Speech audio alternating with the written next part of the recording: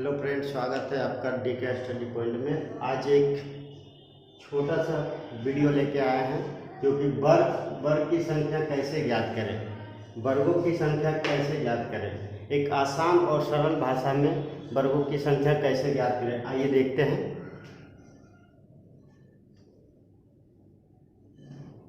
किसी भी जब इस प्रकार का चित्र दिया रहे और बोले कि वर्ग की संख्या कैसे ज्ञात करें, वर्गों की संख्या गिनने के लिए बोले, तो देखना है कि रो और कॉलम बराबर है कि नहीं। अगर रो और कॉलम दोनों बराबर है, दोनों समान है, तो उसके लिए पहले लिखना है रो 1, रो 2, रो 3। उसके बाद कॉलम 1, कॉलम 2, कॉलम 3, जितना हो उतना लिख देना है। उसके बाद क्या करना है, रो या कॉलम जब समान रहे तो रो का संख्या पे अस्कार करना है, अस्कार करके प्लस कर देना है। सारा ऐड करने के बाद वो संख्या ज्ञात हो जाएगी कि रो की संख्या कितनी है।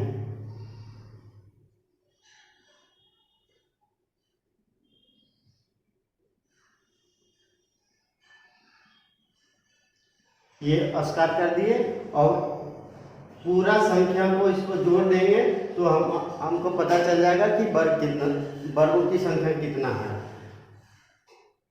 ये 1 हो गया, ये 4 हो गया और ये 9 हो गया।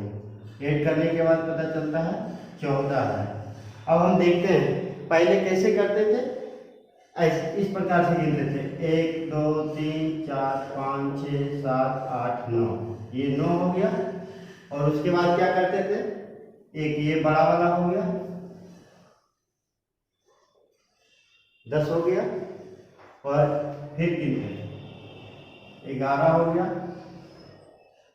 12 हो गया, 13 हो गया, ये 14 हो गया।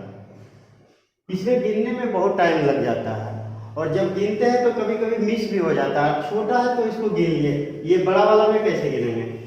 जब छोटा रहेगा तो गिन लेंगे, बड़ा वाला अगर आ जाए इसी प्रकार से तो कैसे गिनेंगे।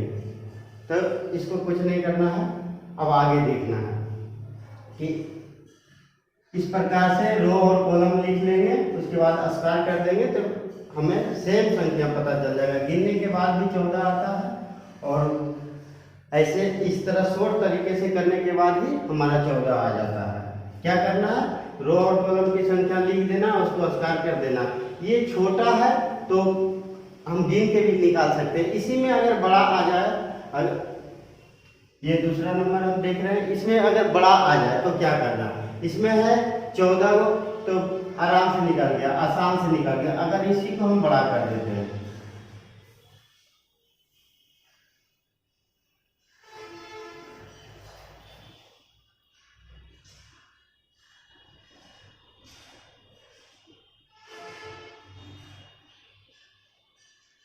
ये आपका हो गया, ये इससे बड़ा है। अब इसमें गिनने में देखिए कितना टाइम लगेगा। अगर हम गिनेंगे 1 2 3 4 5 6 7 8 9 10 11 12 13 14 15 16, इस तरह से गिनेंगे 16 ऐसे हो गया। और फिर इसको निकालेंगे, फिर इसको निकालेंगे, यानी कि गिनते गिनते हम भूल भी सकते हैं। तो इसको आसान तरीका से हम समझेंगे कि इस रो और कॉलम को पहले बिठा लेंगे कि रो और कॉलम बराबर है कि नहीं। तो देखते हैं 1 2 3 4, इधर भी ये हो गया आपका कॉलम और 1 2 3 4 ये हो गया आपका रो। तो दोनों बराबर आ रहा है। तो रो 1, रो 2, रो 3, रो 4, ये कॉलम 1, कॉलम 2, कॉलम 3, कॉलम 4। अब क्या करना है, बस सेम कंडीशन, इसी का कंडीशन इसमें अपना देना है। देखना रो 1 स्क्वायर, रो 2 स्क्वायर, रो 3 स्क्वायर, रो 3 स्क्वायर प्लस रो 4 स्क्वायर। अब देखिए कितना आसान तरीका से निकल जाएगा। 1 का स्क्वायर 1 हो जाता है, 1 का स्क्वायर 1 हो गया, 1 प्लस 2 का स्क्वायर 4 हो गया, 3 का स्क्वायर 9 हो गया और 4 का स्क्वायर 16 हो गया।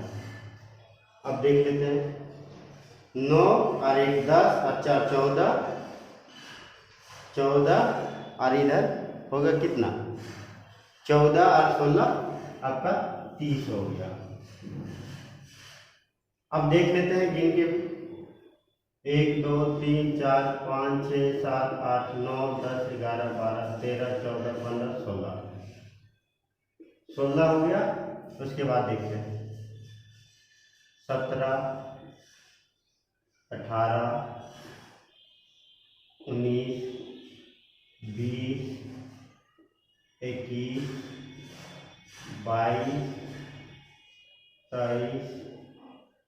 23 24 हो गया। अब और निकलेगा 25 26 27 28 ये हो गया 29 और ये हो गया 30। यानी कि इस प्रकार से गिनने में हम भूल भी सकते हैं। तो उससे बढ़िया है कि रो और कॉलम की संख्या को देख लेंगे, दोनों बराबर है तो उसको आस्कार कर देंगे, वो निकल जाएगा मेरा।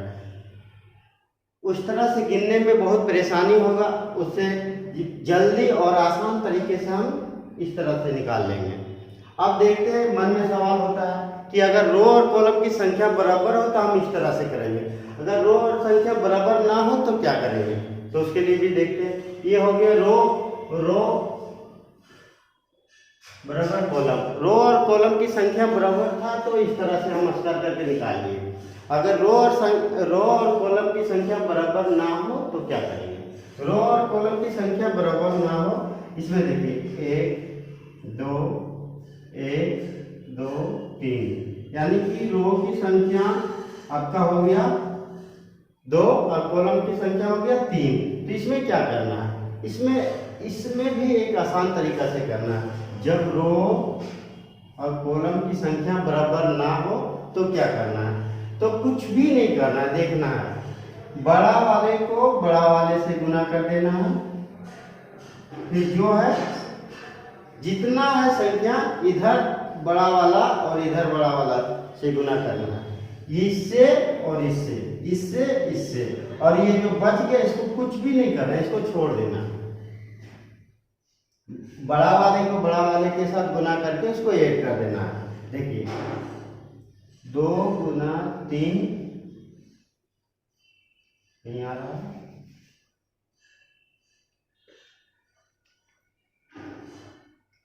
2 गुना 3 प्लस 2 गुना 1। अब देखिए ऐड करते हैं, 3 गुना 6 हो गया और 2 1 यानी कि 6 प्लस 2 8 हो गया। अब हम देखते हैं, पॉइंट कर लेते हैं एक बार, जैसे पहले करते थे। ये आसान तरीका हो गया, ये इस तरीका से करने से बहुत कम समय लगता है और बहुत ही आसान तरीका से हो जाता है। पॉइंट कर लेते हैं, 1 2 3 4 5 6 हो गया।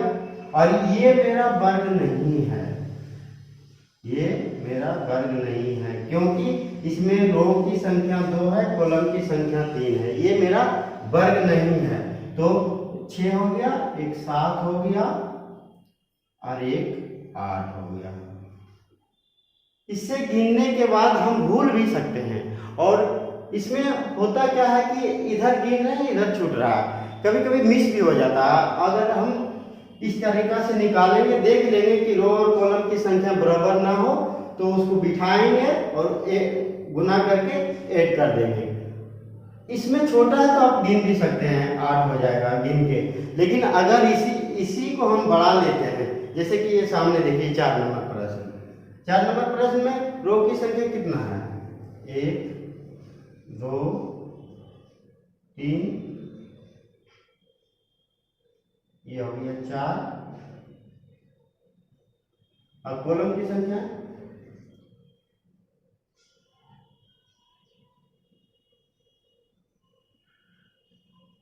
1 2 3 4 5। अब क्या करना है, इसमें भी रो और कॉलम की संख्या बराबर ना। तो अगर हम गिनते हैं तो ये बहुत परेशानी होगी। तो सिंपल सा करना है कि जब रो और कॉलम की संख्या बराबर ना हो तो उसको बड़ा वाले के साथ गुना करना है और एक करना है, फिर वो जो नीचे से करना है ये बड़ा वाला, फिर इधर से करना है, इधर से फिर इधर से, फिर इसको इधर से, ये बच गया एक, इसको काट देना है, इसको कुछ भी नहीं करना, छोड़ देना है। देखते हैं।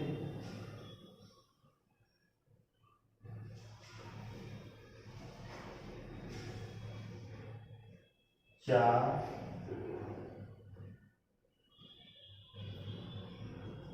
5 गुने 4 4 गुने 2 4 गुने 3 3 गुने 2 2 गुने 1। अब देख लेते हैं। ये हो गया 20, ये हो गया 12, ये हो गया 6, ये हो गया 2। अब देखते हैं 20 12 6 2, यानी कि 12 20 और 12 32 और 6 38 और 2 40। इसमें 40 रोबर है। ये सब question SSC, bank, railway, NTPC जो भी है सब में आता है। इस तरह का क्वेश्चन सब में आता है कि वर्ग हम कैसे निकालें, और आसान अगर हम इसको गिनते हैं तो देखिए कितनी परेशानी होती है। 1 2 3 4 5 6 7 8 9 10 11 12 13 14 15 16 17 18 19 20। 20 तो हम गिन लिए, 20 तो गिन लिए, लेकिन 20 ही नहीं है, इसमें 20 से ज़्यादा है। यहाँ हम 40 निकाल चुके हैं और देखिए आप कितना परेशानी होगा। 21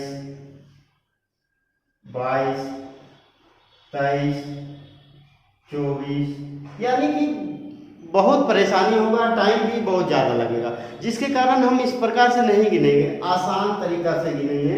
रो और कॉलम को बिठाएंगे और इसको इससे गुना करेंगे, इसको इससे गुना करेंगे और सारे को ऐड कर देंगे तो मेरा वर्ग की संख्या निकल जाएगा। तो गाइस, आई होप आपको समझ में आ गया होगा आसान और सरल तरीका से कैसे हम वर्ग की संख्या ज्ञात करते हैं।